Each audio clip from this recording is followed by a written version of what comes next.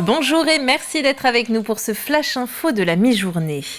Un piéton a été percuté par un train ce lundi matin à hauteur d'un passage à niveau entre Challans et la Garnache. Le trafic est interrompu sur la ligne jusqu'à 13h15. Des autocars de substitution sont mis en place entre Saint-Gilles-Croix-de-Vie et Nantes. Le piéton se trouve quant à lui dans une situation critique. Face à la pauvreté, les femmes sont en première ligne. C'est le constat du Secours catholique dans son rapport 2023. Avec ou sans enfants, elles représentent en Vendée 49,8% des types de ménages accueillis en 2022. En comparaison, les couples avec enfants représentent 13,7% et les hommes seuls 26,3%, 5% pour les pères isolés. 14 000 personnes sont accompagnées au quotidien par 2000 bénévoles vendéens à travers différents outils et parmi eux le Fraternibus. Le focus est fait cette année avec la sortie du rapport statistique national sur la précarisation des femmes qui sont plus de la moitié à venir nous retrouver, des mamans solo qui ont du mal à joindre les deux bouts avec les factures d'électricité, les loyers et puis la nourriture. Et puis également des femmes plus âgées qui sont des femmes soit veuves, soit divorcées, qui ont aussi des difficultés à joindre les deux bouts. Je ne peux pas travailler à l'heure actuelle. J'ai dû faire appel au Secours catholique qui eux au début m'ont aidé, m'ont écouté, ont su me diriger vers les services sociaux et pour pouvoir m'en sortir un petit peu.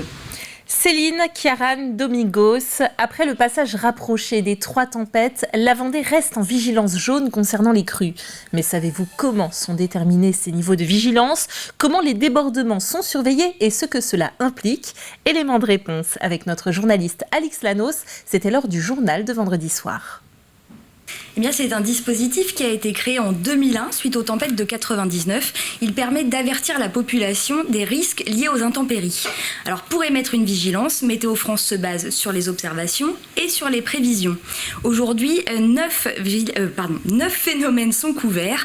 Les vents violents, pluie, inondations, vagues submersion, orages, crues, neige verglas, avalanches, grand froid et canicule. Alors évidemment, les données tiennent compte des spécificités de chaque département. Quelques centimètres de neige peuvent ici en Vendée impacter le trafic routier, ce qui ne sera pas le cas dans les départements montagneux qui ont plus l'habitude de ces phénomènes.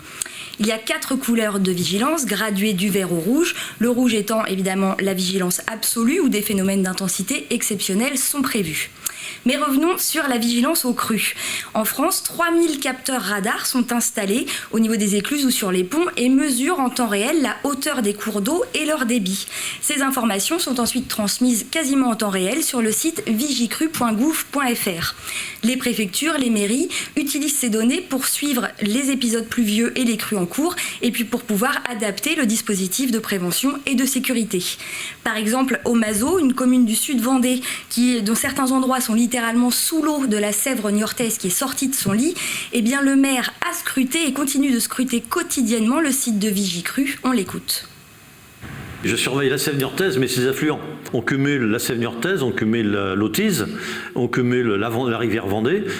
Ça nous donne un volume de X et à partir de là, on sait que ça ne va pas pouvoir passer tout à la sortie. Pour nous, en tant qu'élus, c'est hyper important parce que ça nous permet justement de s'adapter à l'évolution. On sait qu'on a 2 jours pour entre l'eau qui arrive de Niort et d'autres rivières, on a une journée ou 2 devant nous pour s'organiser. On prend les mesures nécessaires déjà pour la voirie, pour pouvoir au moins en première partie de pouvoir continuer à circuler en voiture en sécurisant les berges et puis de prévenir la population. Voilà ce qui arrive. Voilà ce qu'on peut s'attendre. Donc, est-ce que vous avez besoin de quelque chose ? Que peut-on faire ? Alors grâce à toutes ces informations, le maire du Mazo a pu prendre pour la première fois de sa carrière de maire, qu'il a débuté en 2014, la décision de déclencher le plan communal de sauvegarde et pouvoir ainsi évacuer certains habitants, car comme vous pouvez le voir sur ces images, il y a vraiment toute une partie de la commune, le village de la Sèvre, qui est totalement inondé, avec des routes impraticables sans véhicules adaptés. Le maire, qui est natif de la commune, me disait que ce n'est pas une crue historique, mais que ça faisait bien une vingtaine d'années qu'on n'avait pas vu des phénomènes aussi importants et surtout aussitôt dans la saison.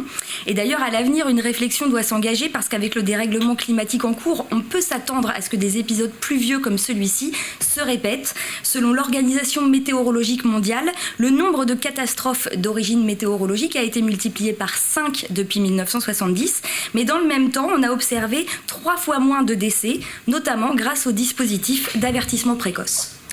De gros travaux en prévision pour le port bourgeonnais à Talmont-Saint-Hilaire. Une rénovation des quais et 1700 mètres carrés de surface commerciale sont au programme, avec un restaurant panoramique et des kiosques saisonniers.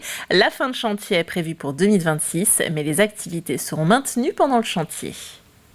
Alors on parle d'un ensemble immobilier qui est totalement intégré à la falaise qui est juste sur l'arrière de Port-Bourgeonnais, avec au rez-de-chaussée tous les services aux plaisanciers, donc capitainerie ainsi que l'office de tourisme Vendée Grand Littoral, et puis des cellules commerciales qui seront des cellules de restauration, mais pas seulement. Il y aura tout type de services à la fois pour les plaisanciers mais également pour les habitants du Talmondais, et puis un rooftop, un toit totalement public avec un restaurant panoramique, 2 kiosques saisonniers pour amener également des services à ses visiteurs.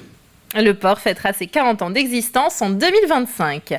On compte les années aussi au CES Vendée qui souffle ses 60 bougies. Près de 50 personnes étaient présentes vendredi matin pour une table ronde en présence d'Hélène Duclos, pionnière de l'évaluation de l'utilité sociale. Le CES intervient dans la formation des apprentis sur les métiers du secteur social et médico-social, et c'est aussi un cabinet associatif d'études et d'accompagnement des collectivités. Donc l'utilité sociale, c'est chercher à montrer en quoi la structure, elle répond à des besoins du territoire, mais également elle permet aux personnes qu'elle accompagne ou à ses adhérents d'être mieux dans la société, de contribuer à leur développement, à leur épanouissement. Voilà. On a commencé la matinée avec un petit temps où chacun a pu dire, à partir d'une petite carte, ce que représentait pour lui une utilité sociale. Et les mots qui sont sortis, c'est bien-être, lien social, solidarité, sourire, être utile aux autres, voilà. À La Roche-sur-Yon, on inaugure le restaurant pédagogique Le Galet, un restaurant d'application de l'apprentissage pour les étudiants et apprentis du lycée Édouard Branly. Alors nommé Le Galet, il est tout récemment rénové. Le repas complet, entrée, plat, dessert est à un coût moyen de 15 à 18 €. Je vous invite à consulter le menu sur le site internet du lycée Édouard Branly. Il vous mettra l'eau à la bouche. Il est temps de refermer ce flash. On se retrouve à 18 h pour un journal complet et on se quitte avec ces belles images de la fête des Lumières de Sallertaine qui se déroulait ce week-end avec un programme bien fourni, déambulations, spectacles de rue, concerts et festivals d'illumination.